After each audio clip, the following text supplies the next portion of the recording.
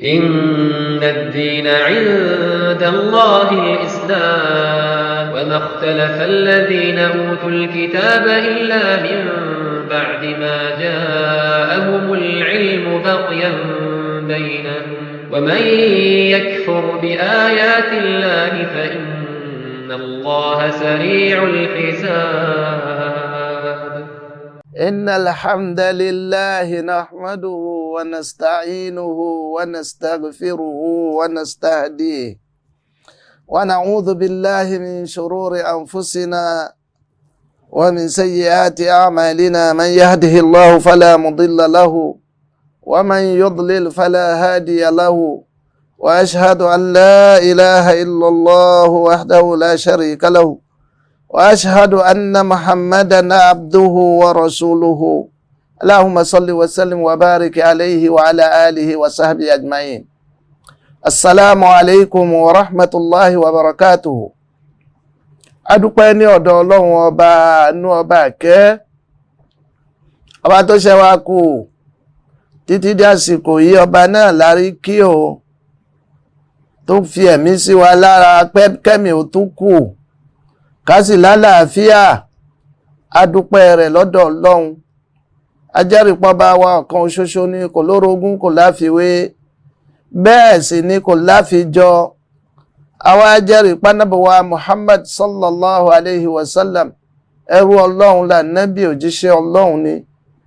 ọba mi Allah bá wa ṣe kẹ́gẹ̀ àti àlùbáríkà èyí tó pọ̀ fánábì wa Muhammad àtàwọn ará ilé àtàwọn sàhábà àti gbogbo ẹni tó fi gìgísẹ̀ ẹlẹ̀ tó fi létí ànábì títí di ọjọ́ ìdájọ́. akíra wa nílé pé àlàáfíà Ọlọ́run, àánú Ọlọ́run, oore àjẹmọ́tàn tí ọba mi Allah kó máa bá ẹnì kọ̀ọ̀kan wa wọ ẹkú dédé àsìkò yìí. ẹkú ìmọ̀ wò wá ìmọ̀ kẹ́tígbọ́rọ̀ tọlọ́run àti àwọn ẹ̀kọ́ ẹ̀sìn èyí tí Sunna TV ìmú wa sínú ilé ẹnì kọ̀ọ̀kan yín. Ọlọ́run ò má jẹ́ kó jẹ́ ìbàlẹ́jọ́ fẹ́ni kọ̀ọ̀kan wa, kó jókùnfà ọlà àti ìkẹ́ fẹ́ni kọ̀ọ̀kan wa. a kí àwọn tí wọ́n jẹ́ sábàbí ilé iṣẹ́ yìí, àwọn ọmọ bàbá wa Alhaji Seifu Àríkọ́ṣe. a kí wọn púpọ̀, bẹ̀rẹ̀ láti orí bàbá wa Abdulrazak títí fi kan gbogbo wọn látòkè délẹ̀. ọba mi aláàánú kó bá wa dúró tì yín, kó bá wa kún yín, kó bá wa pẹ̀lú yín, kó má fi yín lẹ̀ ńgbà kan. akí Dr. Abdulrahim Shitu Sani lákàyè tẹ́ fi ń tò. ọba mi ò ní jẹ́ kó dàrú. ẹ bá ìmọ̀ lé, ẹ sì ń lo ìmọ̀ náà ò ní takú síbi tó dé, ò yóò tún máa gbòòrò jù bẹ́ẹ̀ lọ. gbogbo àfáà tí wá ń ṣiṣẹ́ bí a kí yín ẹ kúṣẹ́ takuntakun. ọba mi Allah yóò san wá lẹ́san olóore.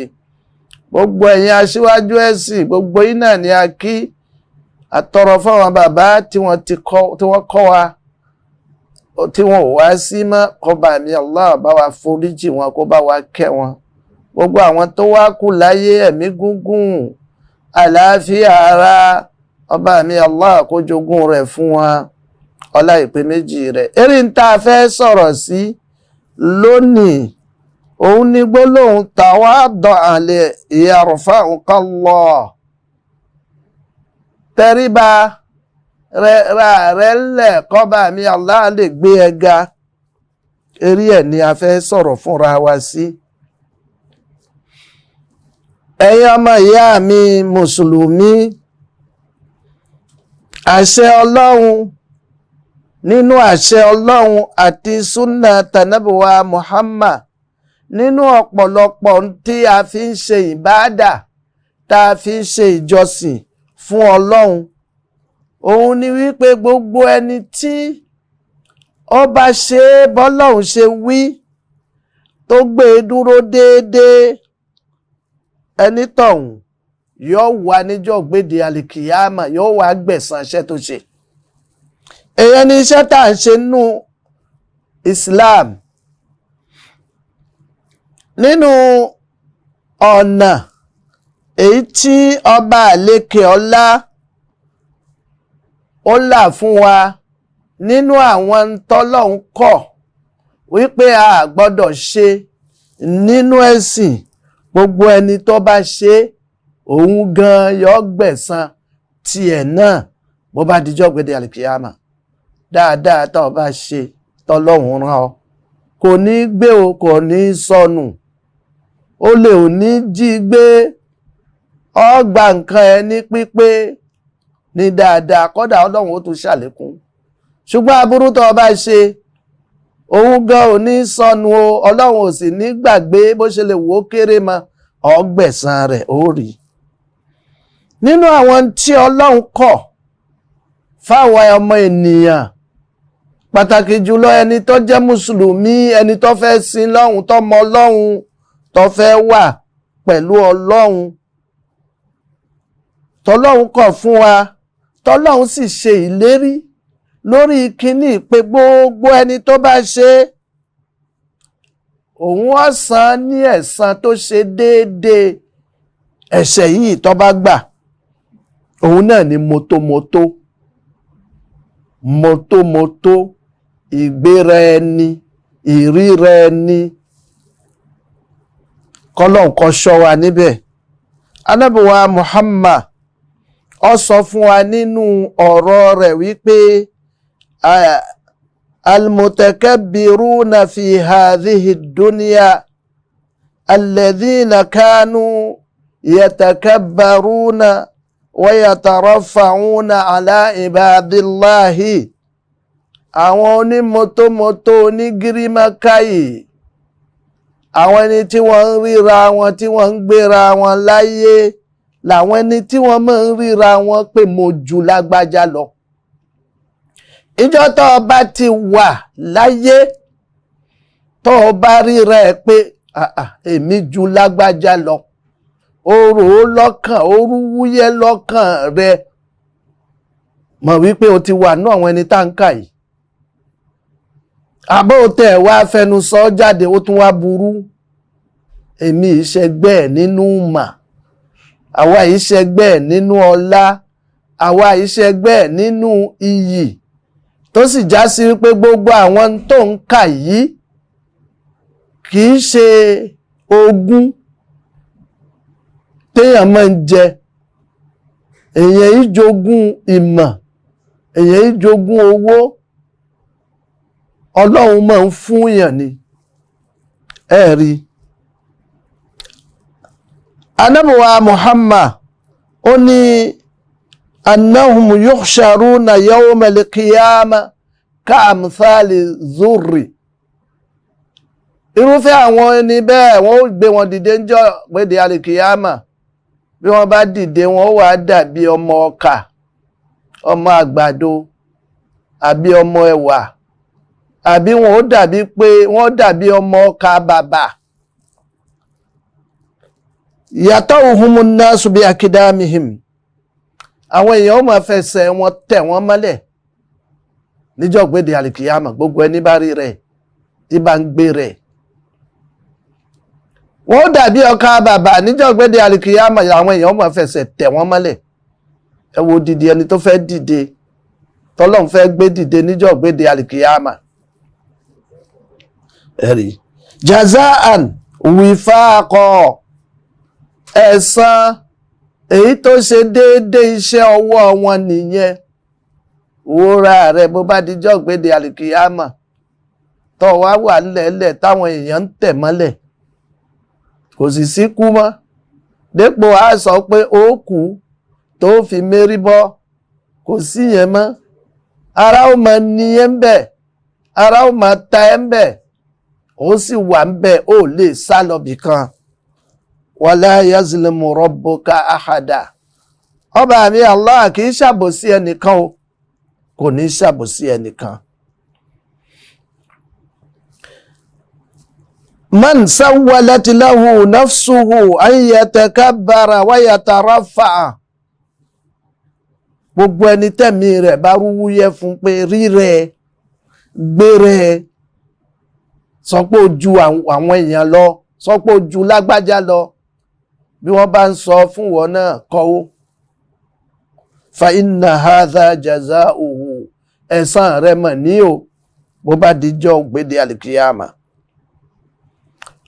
gbogbo ẹni bá rí rẹ̀ wípé mo ju àwọn èèyàn lọ, ó wá ń ṣètorí ẹ̀ ní ń fàbùkù kan àwọn èèyàn, ní ń fi wọ́n ṣe yẹ̀yẹ́, ayé rẹ̀ níjọ́ gbéde àlìkìyámà kó dèèyàn yẹpẹrẹ tá a máa tẹ̀ mọ́lẹ̀ kọjá ni.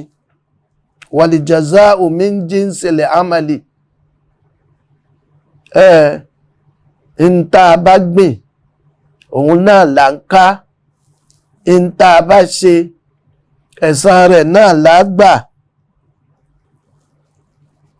wa bi muqābili dhālika faqad akhbaranā nabiyyunā alayhi salātu wassalaam annahu ma tawāda'a ahadun lillāhi illā rafa'ahu Allāhu. Ó di kejì ẹ̀ náà ni wípé Ànábì wa Muhammad sọ fún wa wípé gbogbo ẹni bá tẹríba tó rẹra rẹ̀ ńlẹ̀ nítorí Ọlọ́run, Ọlọ́run ó gbéga, Ọlọ́run ó pọ́nlé, Ọlọ́run ó bùkún. Ìyẹn lọ̀rọ̀ wa tá a fẹ́ sọ fúnra wa. Hadha huwa mawdu'u hadithuna fi hadha al-yawm al-mubarak wa fi hadhihi as-sa'ati al-mubaraka. Ọ̀rọ̀ tá a fẹ́ bára wa sọ lónìí òun ni o. Hiya risalatun ila kulli man yabhath ani as-sa'ada. Eléyìí ni iṣẹ́ èyí tí à ń rán sí gbogbo ẹni tó fẹ́ ṣoríire. Ọba ń fẹ́ kó ṣoríire gbọ́ṣẹ́ yìí. Wal karama wal ulfa wal mahabba. Gbogbo ẹni tó fẹ́ rápọ̀nlé, tó fẹ́ dẹni iyì, tó fẹ́ dẹni tọ́lọ́run fẹ́ràn. Iṣẹ́ tá à ń rán sí ọ ni o. Walakinnahu ahta'a tariqaha. Ṣùgbọ́n o mọ́nà oríire, o mọ́nà ọlá, o mọ́nà àpọ́nlé. Ìtají ni tá ń sọ fún ọkọ padà sórí ọ̀nà. Hiya risalatun likulli man yazunnu anna mahabbata an-nasi wa tawkiri an-nasi wa mahabati an-nasi lahu.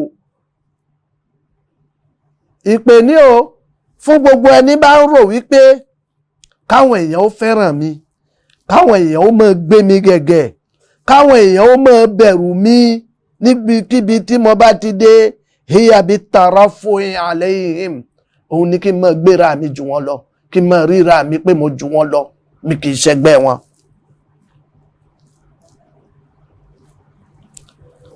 Hadha al-mawdu' huwa risalatun likulli man arada an yakuna insanan najihan fi hayatihi. Ìkìlọ̀ ní o fún gbogbo ẹni tó fẹ́ ṣàṣelà láyé. Mahbuban indallahi. Ẹni tí ó ń fẹ́ k'Ọlọ́run kó fẹ́ràn ẹ̀. Wa inda khalqihi. Tí ń fẹ́ kí àwọn èèyàn ó fẹ́ràn ẹ̀. Wa inda ahlihi. Ẹni tí ń fẹ́ káwọn ẹbí ẹ̀ kó fẹ́ràn ẹ̀. Wa jiranihi. Bọ́ ọ bá ń fẹ́ káwọn aládùúgbò ó fẹ́ràn ẹ̀, mọ́ rí rẹ̀, mọ́ gbé rẹ̀.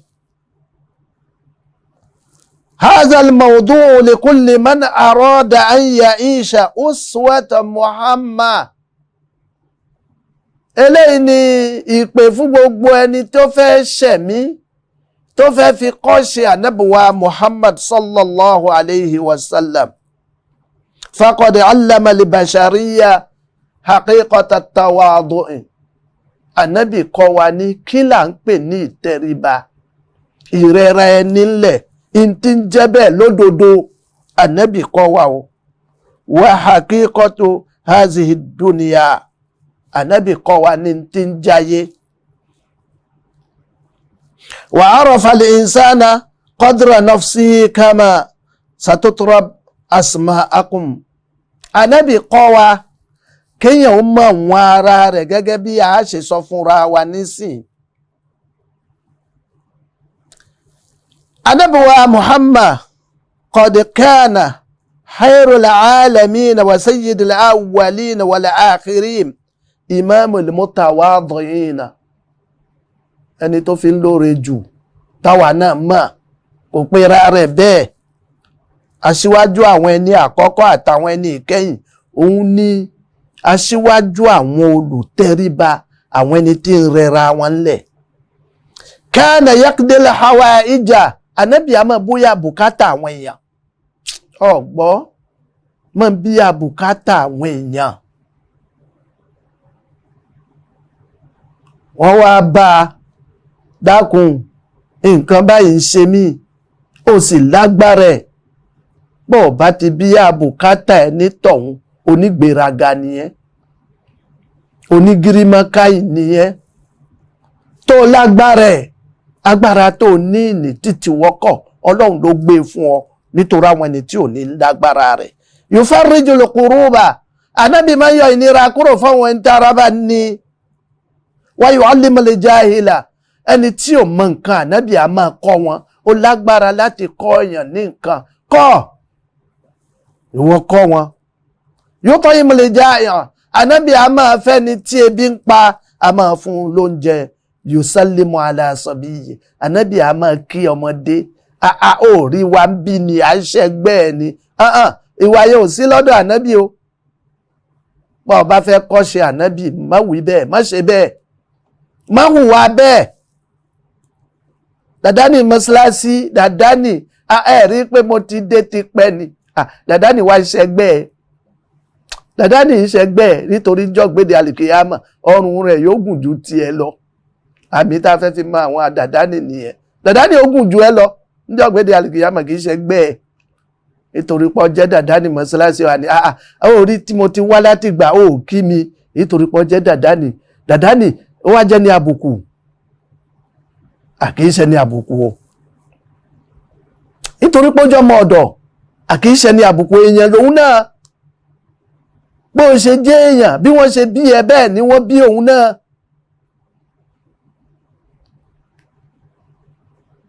ẹ̀rí adébíwá Muhammad yamsahu ala rasil yatim ọmọ òrukàn ànábì á máa fọwọ́ pa wọ́n lórí yudkhilu surura ala ashabi ànábì á máa dùn àwọn sahaba ẹnu yukrimu man dakhala alayhi ànábì á máa ṣàpọ́nlé gbogbo ẹni tó bá wọlé lọ bá ànábì wọn ò ní wọlé lọ bọ́ta ibo ló ti kó wọ́n fún ẹ̀rọ rendezvous ni àwọn kan máa wí bẹ́ẹ̀ kó tó wá bá mi o gbọ́dọ̀ gba rendezvous ìwọ ibi tó dé ṣe bọ́lọ́hùn ló gbé ẹ síbẹ̀ ṣé bẹ́ẹ̀ mi ló wà lára ẹ ló fi rí rẹ pé ọ gba rendezvous ìjọ tí wọn ò bá wẹ̀ fún ọ ṣó fún wọn rendezvous àwọn ẹni tó fẹ́ wá wẹ̀ fún ọ ṣó fẹ́ fún wọn rendezvous kí wọ́n tó wá ni bí wọ́n bá kọ̀ pa àwọn ò wá wà láì wọ́n jù ẹ lọ páwọn ò fẹ́ wẹ̀ fún sẹ̀ èèyàn máa ń gba rendezvous ni kó tó lọ ọ̀dọ̀ ẹ̀ kò ì tí ì fún wa rendezvous subhanallah rúbàmà basatọ̀ láhù thawbahu ànábì á máa tẹ́ aṣọ rẹ̀ sílẹ̀ fẹ́ni tó dé kó jókòó sallallahu alayhi wa sallam wa atharahu bi wisadatihi ìrọ̀rí tá a máa ń tẹ́ sílẹ̀ ni ànábì á máa tẹ́ fẹ́ni tó bá wá yujibu da'wa àwọn ò ní pa ànábì kánábì ó sọ pé mi ráyè àfi tó bá hà ní kò ní lọ yẹ́kúbẹ́lú lè hadiya bí wọ́n bá bùn ànábì lẹ́bùn bó ṣe lè wò ó kéré tó ànábì á máa gbà ìrẹ́rẹ́ nílẹ̀ ní jẹ́bẹ̀ èmi ló wá fún lápò kan kò rí mi ni kò rí bí mo ṣe tó ni lélẹ̀ àwọn òka tó sọmọ lórúkọ àpò kan wá yẹ èmi gbà á in tó nílò fún ọ mọ́kàwó sápò olówó ọ̀gbọ́ yujali sulifukora ànábì á máa jókòó pẹ̀lú àwọn tálákà àwọn mẹ̀kúnnù ọlọ́run lànábì máa ń bá jókòó wa yaqulu sallallahu alayhi wa sallam ànábì á máa sọ wípé allahumma ahyini miskinan wahshurni fi dhumratil masakin ọlọ́run o jẹ́ kí n ṣẹ̀mí ní mẹ̀kúnnù ìṣẹ̀mí mẹ̀kúnnù ní kí n ṣẹ̀mí ẹni tí wọn ó dọ́dọ̀ rẹ̀ tí wọn ó wọlé ẹ̀ wàláhì kò sí nǹkan lọ́dọ̀ mi pẹ̀lú ògo tọ́lọ́hun ọba ti dọ̀la wahshurni fi dhumratil masakin níjọ́ tí ń bá dìde níjọ́ gbéde alikiyama gbé mi dìde ní dìde mẹ̀kúnnù àkìí ṣe pé ká má lówó rárá o àmọ́ tó o bá lówó bó o ṣe ní ìmọ̀ náà bẹ́ẹ̀ mùsùlùmí kówó pamọ́ mùsùlùmí kì í kówó pamọ́ kó wá ara àwọn ẹni tó ní ìdí owó yìí kí wọ́n máa wá há a mọ́ gírímọ́káì ní jẹ́bẹ̀ mótómótó ní jẹ́bẹ̀ ìjọta ọlọ́run ó bá gbé ẹ dìde ṣọ́gbọ́ ó dàbí ọmọ àgbàdo ọmọ tẹ̀ mọ́lẹ̀ kọjá.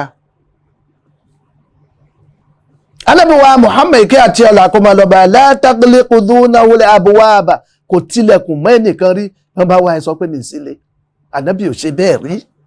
wala yaqumu ma'ahul alhujjaba gàdíẹ̀ kó wà lọ́nà gàdíẹ̀ ni ó wà lọ́nà ni ó fún ló fà á ṣẹ̀ náà kó tó wọlé ànábì ò ní.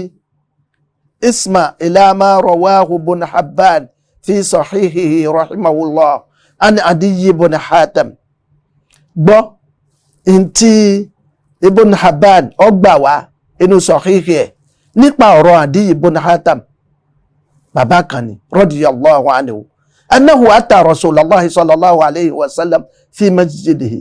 Adiy ibn Hatim ó wá bá ànábì wa Muhammad sallallahu alayhi wa sallam nínú masalasi qad tawaqala ardo haraban hatta wada'a yadahu fi yadihi. Ànábì wa Muhammad kí àtàlà kó máa lọ ń bá ń bẹnu masalasi ni bàbá ìbá wọlé ànábì dìde lẹ́ẹ̀kan náà ó sì mú ọwọ́ ẹ̀ dání ànábì mọ́wọ́ ẹ̀ dání.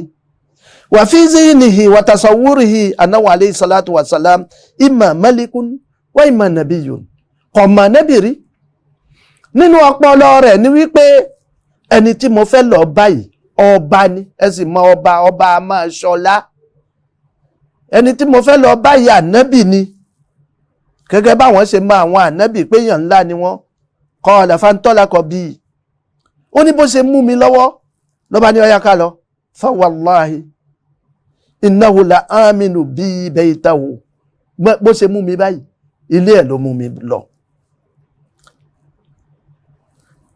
Hatta stawqafatihu muratun ó ní à ń lọ lọ́nà à ń lọ ní ọmọ ìyá kan bá dáa dúró imratun kabiratun da'ifa ìyá àgbàlagbà ni ó ti darúgbó wa ma'aha ibniha ọmọ rẹ̀ ń bẹ pẹ̀lú rẹ̀ fawaqafa laha tawilan ànábì wa dúró pípọ̀ tí fi ń bá ìyá yìí sọ̀rọ̀ hiya tukallimuhu fi hajatiha tí fi ń bá ìyá yìí sọ̀rọ̀ nípa bùkátà tó ní kò sọ fún ìyá yìí pé ẹ̀rí pàlejò wà lọ́dọ̀ mi ni ẹ fi mí lẹ̀ ọba ti dìgbà mí ẹ̀ máa bọ̀ rárá ìwọ wá bùkátà tiẹ̀ ìwọ́dún ní sùúrù jẹ́ kí n bí ya bùkátà ìyá yìí. Qala qultu fi nafsi Adiy ibn Hatim ó ní gbogbo ìtànàbù wa Muhammad ṣe yìí ó ní mo wá sọ sẹ́mi mi wípé wallahi ma haza bi malikin eléyìí ṣọba o ọba akọ́lé léyìí o. Qala summa akhadha bi yadi nígbà tó sọ̀rọ̀ pẹ̀lú ìyá ìbúṣe ó tún mọ́wọ́ mi wa ntalaqa bi ila baytihi ó bá wọlé lọ wa qala ijlis ó sọ fún mi pé jókòó wa alqa alayya wisadatan mahshuwatan bil-lifin ó bá gbé ìrọ̀rí tí wọ́n fi aṣọ tọ́lẹ̀ tí wọ́n fi rán ó gbé e fún mi pé jókòó sórí ẹ̀. Qala khuzha wajlis alayha gbà kó jókòó sórí ẹ̀. Qala fajalastu alayha wa huwa ala al-ardi mo jókòó sórí ìrọ̀rí Ànábì wa Muhammad wá jókòó sílẹ̀ lẹ̀ lásán. Fakultu fi nafsi wallahi ma haza bi maliki mo wá sọ sẹ́mi mi pé ọba akọ́lé léyìí ìṣọba o. Wa fi tawadu'ihi sallallahu alayhi wa sallam inú tẹríba tánàbí wa Muhammad ní sallallahu alayhi wa sallam da'ahu ila islam anábì pé Adiy ibn Hatim pé wá gba islam ó ní gba ẹ̀sìn yìí ó ní wọnú ẹ̀sìn yìí Adiy. Qala lahu anábì sọ fún pé aslim ya Adiy aslim ya Adiy la'allahu innama yamna'uka min ad-dukhul fi hadha ad-din ma tara min hajati ahlihi. Adiy wọnú ẹ̀sìn yìí bóyá bó ṣe rí pé àwọn ẹni tó wà nú ẹ̀sìn yìí bùkátà àwọn èyí tètè bí yá èyí lè lé ẹ padà pé kó o má gba ẹ̀sìn yìí o. Ẹ̀yin olùkẹ́tí gbọ́ mi pẹ̀lú ògo tọlọ́hun lábala kejì a máa gbọ́ àkọ́tún ètò yìí inshallah kọlọ́hun ọba mi Allah kí ó fi ẹnì kọ̀ọ̀kan wa mọ̀nà. Wassalamu alaikum warahmatullahi wabarakatuh. Assalamu alaikum warahmatullahi wabarakatuh. Ìkànnì tẹ́ ń wò yìí náà ní ìkànnì Sunna TV, níbi tí àwọn onímọ̀ ti ń tẹ̀ ìmọ́lẹ̀ sórí ẹ̀sìn Islam látòrí Sunna TV, ìmọ́lẹ̀ nínú Sunna Nabi Muhammad sallallahu alayhi wa sallam. Ní gbogbo ìgbà ní kẹ́ ẹ máa wò wá tí ẹ sì máa rí ẹ̀kọ́ ẹ̀sìn kọ́ lórí ìkànnì yìí náà ni o. Òun ló múlẹ̀ rẹ̀kẹ̀tẹ̀ yàtọ̀ yìí. Gbogbo mùsùlùmí lọ́kùnrin àti lóbìnrin, ẹ jẹ́ ká máa wo Sunna TV, ẹ jẹ́ àwọn ọmọ wa náà máa wo Sunna TV kí wọ́n lè bá ní ìmọ̀ tó péye nípa Sunna. Ìkànnì tó ń tàn mọ́lẹ̀ sínú ẹ̀sìn ni Sunna TV Yorùbá. Ẹ máa wò wá ní gbogbo ìgbà kẹ́sì máa kọ́ ẹ̀kọ́ tó péye nípa Sunna. Ànábì wa Muhammad sallallahu alayhi wa sallam ó sọ fún Adiy ibn Hatam, ó ní innama yamna'uka min ad-dukhul fi hadha ad-din ma tara min hajati ahlihi. Mo ní kó gba ìsìlámù bóyá bó ṣe rí pé àwọn tó wà ní ìsìlámù pẹ̀lú mi mẹ̀kúnnù ni wọ́n bùkátà àwọn ò tí bíyá. Èyàn lè kọ̀ fún ọ pé wọ́n náà ẹ̀sìn nísìn àwọn eléyìí wọn ò ráṣọ wọ̀ wọn ò róúnjẹ jẹ. Èyàn lè kọ̀ fún ẹ pé kó má wọ ẹ̀sìn yìí o, má jẹ́ kí yẹn kọ̀ fún ẹ. Wa aymullahi, mo fọlọ́n búra, la yushakanna an yafidha al-mal bi aydihim hatta la yujadu man ya'khuzuhu. Ó kù díẹ̀ o àdí, ó kù díẹ̀. Ọlọ́run ó wà dáwó lé àwọn àlèhùmọ̀ mi, Ọlọ́run ó dáwó lé wọn lọ́wọ́ tó ṣe wípé yọ pọ̀ débi pé owó wà lẹ́ ànírẹ́ ni tó gbẹ́gbẹ́ owó pọ̀ débẹ̀, Ọlọ́run ó dá lé wọn lọ́wọ́. La'allahu innama yamna'u kama tara min qillati adadil muslimin. Bóyá gbà tá a pọ̀, òǹkà wa ò pọ̀ nísìn, ó lè fà á kọ́ a sọ wípé èmi ìfẹ́ wọnú ẹ̀sìn àwọn mélòó wa ni. Wa kasratu aduwwihim, àwọn ọ̀tá tá a sì ní ó pọ̀, ọ̀tá tá a ní ó pọ̀ jù wá lọ. Ó lè wò yẹn nísìn kọ́ sọ pé ò fẹ́ wọnú ẹ̀sìn yìí wa aymullah la in talat bika hayat. Mo fọlọ́ búra fún ẹ, tẹ́mi ẹ̀ bá gùn latarayna adh-dha'inata ta'ruju mina al-hirati ila baytillahi al-haram. Ó rí àwọn nǹkan ọ̀gùn pípọ̀ láì mọye tí wọ́n máa wá sílé Ọlọ́run ọba tí ń bẹ ní Mákà.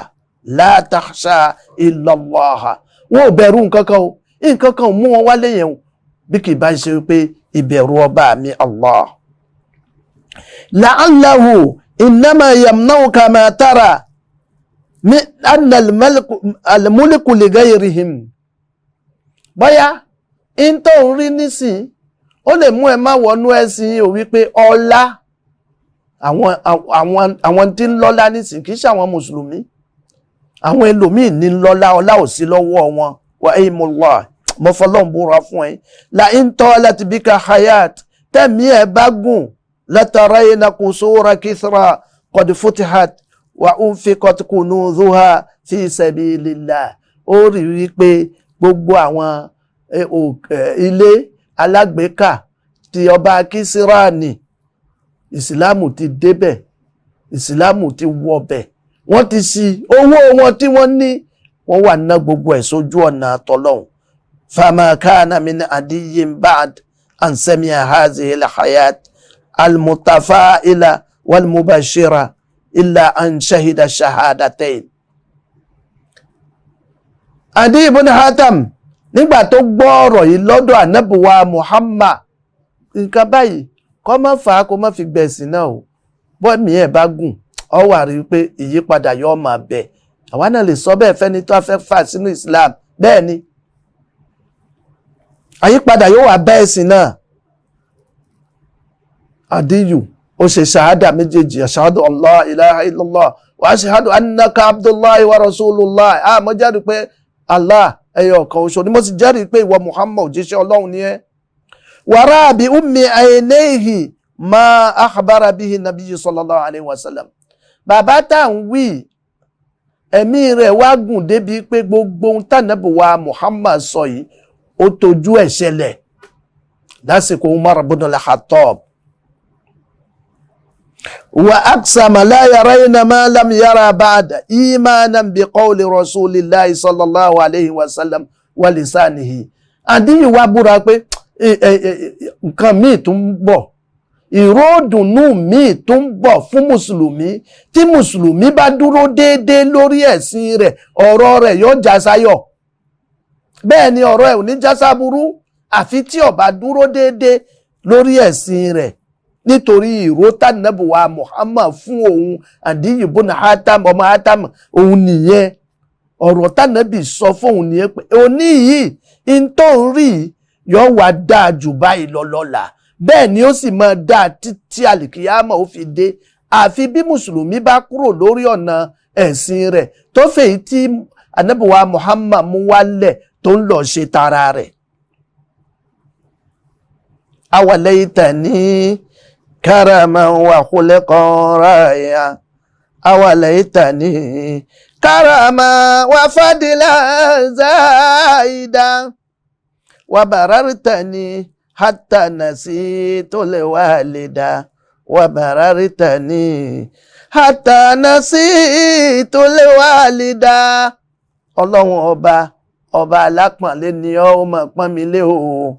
Ó fún mi ní ìwà èyí tí ó dára, ó fún mi lọ́lá, ó fún mi lápọ̀nlé títí mo gbàgbé ibi tí wọ́n ti bí mi. Ọmọ rẹ̀ kì í fi fámìlì fi gbéra rẹ̀. Ọmọ lé ibi tí mo kó, kí ni ilé tiẹ̀ wá yàtọ̀ sí tàwọn tọ̀hún. Kọ́ yàtọ̀ ó mọ́nú ẹbí tí mo kó ní, ẹbí wo lẹbí tiẹ̀, ó wá yàtọ̀ sáwọn tọ̀hún. Wallahi innahu at-tawadu, ìrẹ́rẹ́ nílẹ̀ òun ní jẹ́ bẹ́ẹ̀. Má fẹ́ bí fi rí rẹ̀, má fi lé fi rí rẹ̀, má fi ìran fi rí rẹ̀. Ọmọ nù rán tá a ti kò ní. Àwọn ìran báyìí ní mọ̀ lẹ́sìn, àwọn kan wà bẹ́ẹ̀, àwọn ìran báyìí ní kì í lẹ́sìn. Tawadda takun kan-najmi la khali nazirin ala safahatil ma'i wa huwa rafi' wa la takun kadduhani ya'lu bi nafsihi ala tabaqatil jawi wa huwa wadi'u. Tawadda máa tẹríba rẹ̀ lẹ̀ ọmọ ìyá mi. Takun kan-najmi la khali nazirin, ó dìràwọ̀ tó ní kálukú ó máa wò. Bó bá ní tẹríba, oníkálukú ó máa wò ẹ́, ìwà wo ló wá ní táwọn èèyàn fi wá fẹ́ràn ẹ̀ tó báyìí. Tẹríba ní ìrẹ́rẹ́ nílẹ̀ ni. Ala safahatil ma'i wa huwa rafi'in, àwọn èèyàn ó máa wò ọ́, kódà wọ́n máa wò ẹ́ nínú omi tó sì wà lókè. Bí wọ́n wò ọ́ lókè wọ́n tún máa rí ọ nínú omi. La taku kadduhani ya'lu bi nafsihi, má dàbí eruku lásán. Eruku bó bá lọ nísìn òkè ní gbéra rẹ̀ lọ. Ala tabaqatil jawi, yóò gbéra rẹ̀ lọ òkè. Wa huwa wadi'un, ṣé orúkú láǹfààní kan? Alábùkù ni, kò láǹfààní kan tó lè ṣe. Ànábì wa Muhammad sallallahu alayhi wa sallam huwa qudwatuna, òun làwòkọ́ṣe wa ọmọ ìyá mi. Ẹni táwòkọ́ṣe nìyẹn. Béèyàn bá béèrè pé ta lẹni tó ráyé ṣe nínú gbogbo àwọn ẹni títí ń wáyé látìgbà tọ́lọ́run ti dá ayé, kò rẹ́ni tó ráyé ṣe bí ànábì, kò sẹ́nìkan tó ráyé ṣe bí ànábì wa Muhammad sallallahu alayhi wa sallam. Ikhtara an yakuna abdan rasulan, òun ló ṣẹ̀ṣà lọ́dọ̀ ọba rẹ̀ pọ́lọ́hun o, mò ń fẹ́ jẹ́ ẹrú. Béèyàn bá jẹ́rú nísìnyí pé ó jẹ́rú, àwọn nù ẹrú lásán ni ẹrú. Ọmọlúwàbí nìwọ, ìwọ wà tó Bilal bùnú Rabah, ìwọ nípò tó lápọ̀nlé tó ní. Ọmọ pé ẹrú dáa jù ọ lọ, ìwọ tó ń ríra rẹ̀. Ànábì ó ṣẹ̀ṣà lọ́dọ̀ Ọlọ́run pé mo ń fẹ́ kí wọ́n máa pè mí ní ẹrú Ọlọ́run, olùjọ́sìn Ọlọ́run. An yakuna mulikan nabiyan, ó lóun ò fẹ́ jẹ́ ọba, kóun jẹ́ ànábì tán kóun àjọba, àwọn fẹ́ jọba. Li azami tawaddu'ihi naha an itira'ihi, nítorí pé ànábì ní tẹríba lànábì ṣe kọ̀ wípé ẹ má gbé mi ga kọjá ààyè mi. ẹ má gbé mi kọjá ààyè mi wa rafihi fawqa manzilatihi ẹ má gbé mi kọjá bí tí mi ń dé. Ànábì olùgbàlà ni aláyé lọ́run, ànábì aláyé lọ́run, kéèyàn máa pa ànábì ní aláyé lọ́run, ànábì ló láyé ló tún lọ́run. Àwọn orúkọ kan ni tí kèfèrí ló lè máa pè yẹn, mùsùlùmí ò gbọdọ̀ pé. Ànábì wa Muhammad sallallahu alayhi wa sallam ó ní la tatruni kama atarati nasara buna Maryam ẹ má gbé mi kọjá ààyè mi, ẹ má kọjá ààlà níbi kẹ́yìn mi, ẹ má kọjá ẹnu ààlà nítorí yóò wá ṣẹlẹ̀ sáwọn kan, ẹ̀yin ẹ má bá wọn ṣe gẹ́gẹ́ báwọn Nasara àwọn kiri bí wọ́n ṣe pé Jésù wọ́n pè lọ́mọ Ọlọ́run kò tó wọ́n wá pè lọ́lọ́run gan bó bá ń jọmọ Ọlọ́run ẹnìkan tó tún pàṣẹ fún ni ara òun gangan ni Ọlọ́run bí wọ́n ṣe fún ẹ má ṣe bẹ́ẹ̀ fún mi o innama ana abdu ẹrú ni mí fàkúlù bẹ́ẹ̀ bá fẹ́ pè mí ẹ mọ́ ní Abdullahi wa rasulu ẹrú Ọlọ́run òjíṣẹ́ Ọlọ́run. Ma uhibbu an tarfa'uni fawqa manzilati allati anzalani Allahu iyyaha mi ń fẹ́ ká ẹ gbé mi kọjá ààyè bí tọ́lọ́run gbé mi sí. Walamma qala lahu rajulun nígbà tárakùnrin kan sọ fún Ànábì wa Muhammad wípé ya khayral bariyya ìwọ tó olóore ju gbogbo ẹ̀dá lọ. Qala Ànábì sọ wípé zaka Ibrahim alayhi salam Ànábì Ibrahim ni khayral bariyya èmi Muhammad kọ́ sallallahu alayhi wa sallam. ẹlòmíì wà iza lam tunadihi bi kunyatihi tẹ́ ẹ̀ bá forúkọ rẹ̀ fi pè é oríkì rẹ̀ fi pé a ó bí mẹ́ṣe hátìhí àbípọ̀ jẹ́ ṣéhù lákọ́bìhí ó jẹ́ dọ́kítọ́r bá pè ní dọ́kítọ́r abẹ́ pè ní bàbá ìmámù ọmọ pé ìmámù ni mí ni àbó lẹ́kọ̀ọ́ ni bẹ́ẹ̀ bá tí ì pè é bẹ́ẹ̀ ìntàfàhátì adéwájúhù àwòdájúhù ní ó bá wu kanlẹ̀ yóò wu kúlẹ̀ yóò wu ihmarra wajhahu ojú rẹ̀ yóò wá pọ́n torí wọn pé lórúkọ. li'annaka ma nadaitahu bil-laqabi alladhi qad alifahu wa ta'awwada alayhi ó pé lórúkọ tó yẹ ní táwọn èèyàn máa ń pè ìwọ ò pé bẹ́ẹ̀ èèyàn ó bá wá dìjà ni ó faraya ni ó dalẹ̀ rú wọn ò pé lórúkọ tí ó gbọ́dọ̀ pé. hakaza kana tawadun alayhi salatu wassalam bẹ́ẹ̀ ni ìtẹríba Ànábì ìrẹ́ra rẹ̀ ńlẹ̀ bayna ashabihi láàrin àwọn sàhábà rẹ̀ dúnà an yatamayyaza alayhim Ànábì yíyanra rẹ̀ lọ́tọ̀ wípé kí wọ́n lè mọ̀ mí. Hatta inna dahila la ya'rifuhu wa la yumayyizuhu min bayni ashabi ẹni tó bá wọlé kò ní tí ò ti mà Ànábì rí tẹ́lẹ̀ kò ní mà láàrin àwọn èèyàn. Rawa al-Bukhari rahimahullahu anna arabiyan dakhala al-masjid. Imam Bukhari ó gbà wá nù hadisi rẹ̀ pé Ànábì ń bẹ ní mọ́sálásí ńjọ́ kan ní Lárúbáwá oko kan ó wá wọlé ó wọ mọ́sálásí Ànábì sì wà láàrin àwọn sàhábà rẹ̀ faqala ó wá bèèrè wípé ayyukum Muhammad sallallahu alayhi wa sallam ta ni ń jẹ́ Muhammad nù yín ta ni Muhammad nù yín àwọn sàhábà sì ní mẹ̀kúnnù Ọlọ́run ni wọ́n sallallahu alayhi wa sallam Ọlọ́run kó bá wa kí Ànábì wa Muhammad lam ya'rifu kọ̀má wa lam yumayyizuhu min bayni ashabihi kódà Ànábì mọ̀ yàtọ̀ bàbá agbádẹ́ ní ojú ti gbogbo àwọn jàmáà lọ wọ́n gbọ́dọ̀ mọ̀ yàtọ̀ àbí kí wọ́n mọ̀ pẹ̀lú láwàní ẹ̀ yóò di wọ́n ṣílẹ̀kùn méjèèjì kó tó wọlé nítorí kí wọ́n lè mọ̀ yàtọ̀ bàbá ìmámù mọ̀ dé o bàbá wa àgbà mọ̀ dé o àwọn aṣíwájú wa mọ̀ dé o lọ́yìn zọ́mi tawaduhi alayhi salatu wassalam nítorí pé Ànábì nítẹríba púpọ̀ sallallahu alayhi wa sallam. Nínú riwaya imamu Muslim radiyallahu anhu, ó ní látọ̀dọ̀ Anas bin Malik, ó ní anna mura'atan kana fi aqliha shay'in. Arábìnrin kan ọpọlọ ń bá jà, ọgbọ́ la ilaha illallah, ọpọlọ ń bá arábìnrin yìí jà. Faqalat ya Rasulallah, ló bá pè wọ́n òjíṣẹ́ Ọlọ́run, ẹni tọpọlọ ń bá jà, tọpọlọ ẹ̀ ò pé tí ò sọ̀rọ̀ síbí, tó wá pè ọ́, ó pè ànábì, ó ní inna li ilayka haja, ànábì mo lọ́rọ̀ tí mo fẹ́ bá ọ sọ.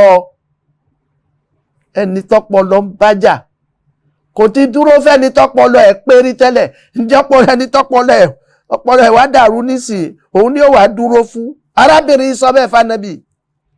Faqala laha nabiyyu sallallahu alayhi wa sallam mukarraman, ànábì wa sọ fún lẹ́ni tó fi pánlé, lẹ́ni tí fi ń bùkún, wa mukanniyan, kódà ó tún dáa pé, ó dáa pé ya ummu fulan, ìyá alágbájá, ìyá alágbájá,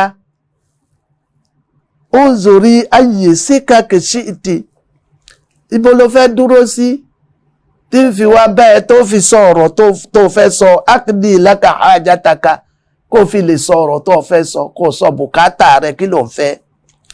Fakhala ma'aha fi ba'di turuki, ànábì wá dúró lójú ọ̀nà fún arábìnrin yìí, hatta faragat min hajatiha, títí ọ̀rọ̀ tó fẹ́ sọ ó sọ fún Muhammad sallallahu alayhi wa sallam. Ẹni tó pọ̀lọ́ ń bá jà ni o, ẹni tí làákàyè ò pé lànábì dúró fún, ànábì tó dà á pè pẹ̀lú orúkọ ọmọ rẹ̀. Imam Muslim nínú hadith Anas bin Malik radiyallahu ta'ala anhu, ó ní in kanat al-ammat min ima'il Madina la ta'khudha bi yadi rasulillahi sallallahu alayhi wa sallam haythu sha'at. Ó ní ẹrú bìnrin nínú àwọn ẹrú bìnrin tí ìlú Madina, wọ́n máa ń fa ọwọ́ ànábì báyìí, wọ́n máa ń fa kiri lọ́bi tó wù wọ́n. Subhanallah, khuluqun azim, zakahul aliyyul azim. Ìwà dáadáa ni, ọba àlékè ọlá ó yin ànábì pẹ̀lú wàyí pé wa innaka la'ala khuluqin azim. Ìwà tó dáa ń bẹ lọ́dọ̀ ìwọ Muhammad, ìrẹ́rẹ́ nílẹ̀. Kana basharan min al-bashar yukhitu sawbahu wa yakhsifu na'lahu wa yahduma nafsahu. Ẹ̀dá ni ànábì nínú ẹ̀dá Ọlọ́run.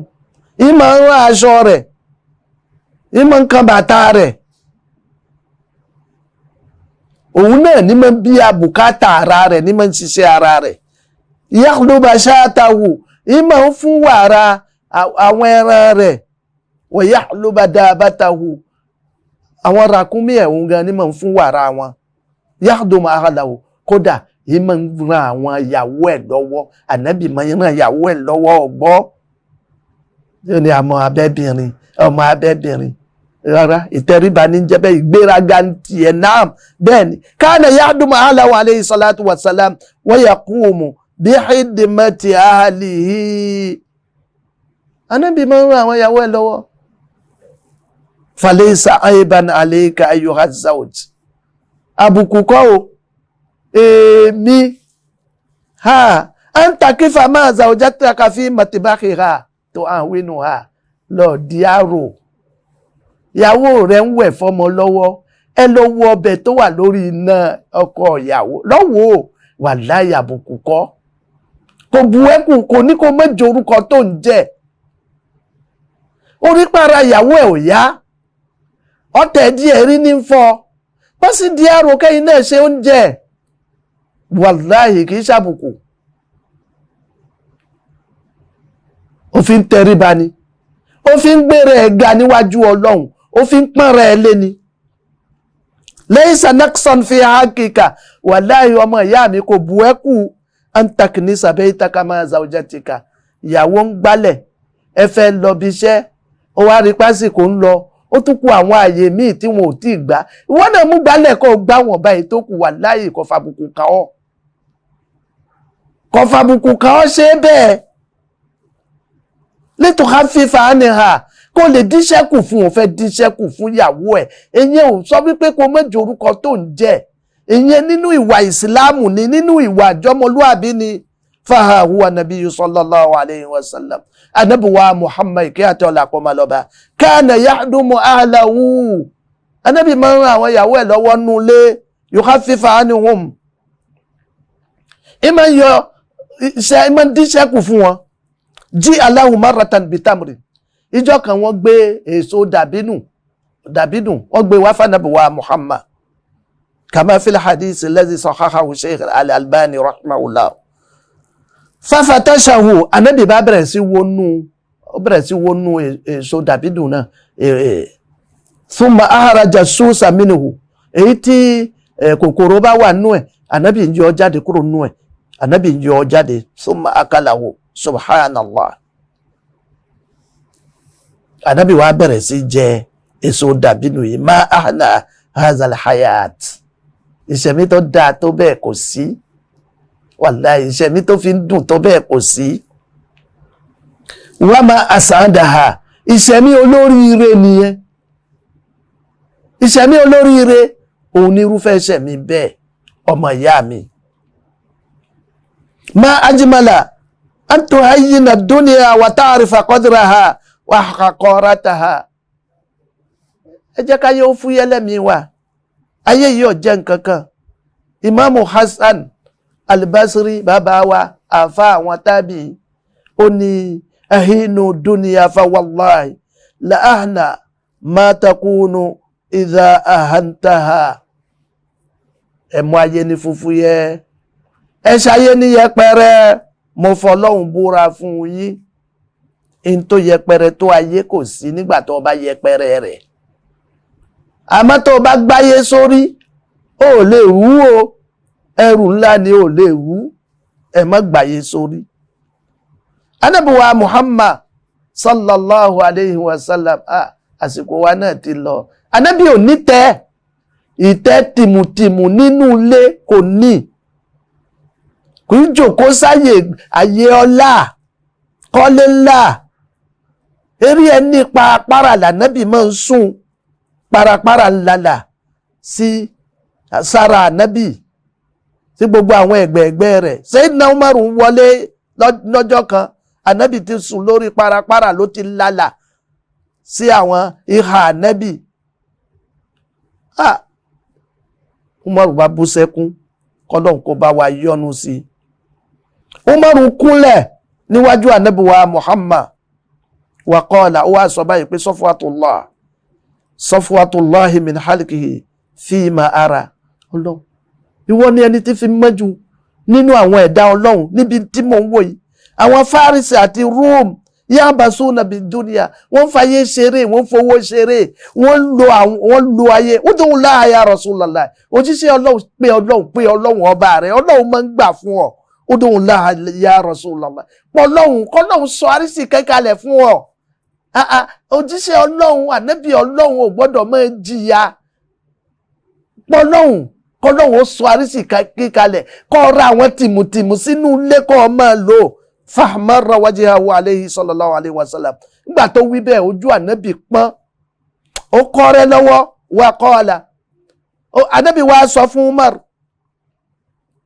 a ó fi shakki anta ya ibn al-Khattab inú iyèméjì ló wà ní ọ̀gbàgbọ́ nígbàgbọ́ òdodo ní ìwọ Umar ulaika qawmun ujjilat lahum tayyibatihim àwọn eléyìí ọlọ́run kánjú fún wọn lọ́lá àti wọn ni amma tarda ya Umar an takuna lahum dunya wa lana al-akhirah ṣé kò dùn mọ́ ẹni káwọn lo ayé káwà lo ọ̀run ni wa yawma yuradu alladhina kafaru ala an-nar adhabtum tayyibatikum fi hayatikum ad-dunya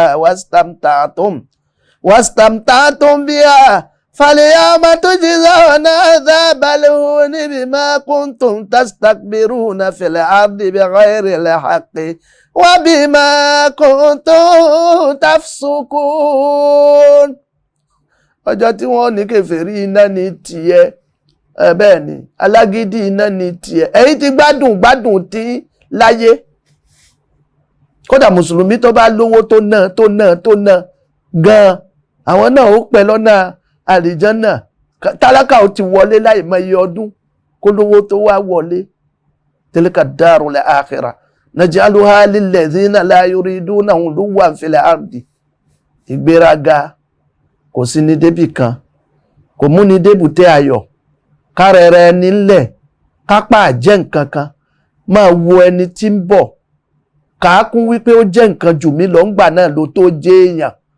àmọ́ ó bá kàákún pọ̀ jẹ́ nǹkan jù lọ, wàláhì èèyàn lásán èkejì ajá ni ẹ́. ọlọ́run tì wá lẹ́yìn, ràn wá lọ́wọ́ ká lè má ṣe rẹ̀ ṣe gẹ́gẹ́ bó ṣe ń fẹ́.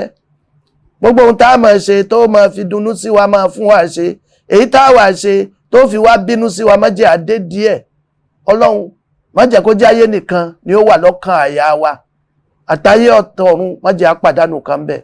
subhanaka allahumma wa bihamdik nashhadu an la ilaha illa anta nastaghfiruka wa natubu ilayk. subhana rabbika rabbil izzati amma yasifun wa salamun ala al-mursalin walhamdulillahi rabbil alamin. Allahu akbar, Allahu akbar, Allahu akbar. La ilaha illa Allah. Allahu akbar, Allahu akbar. Walillahil hamd. Allahu akbar, Allahu akbar, Allahu akbar. La ilaha illa Allah. Allahu akbar, Allahu akbar. Walillahil hamd. Subhanallah walhamdulillah wa la ilaha illallah wallahu akbar wa la hawla wa la quwwata illa billahil aliyyil azim. Subhanallah walhamdulillah wa la ilaha illallah wallahu akbar wa la hawla wa la quwwata illa billahil aliyyil azim.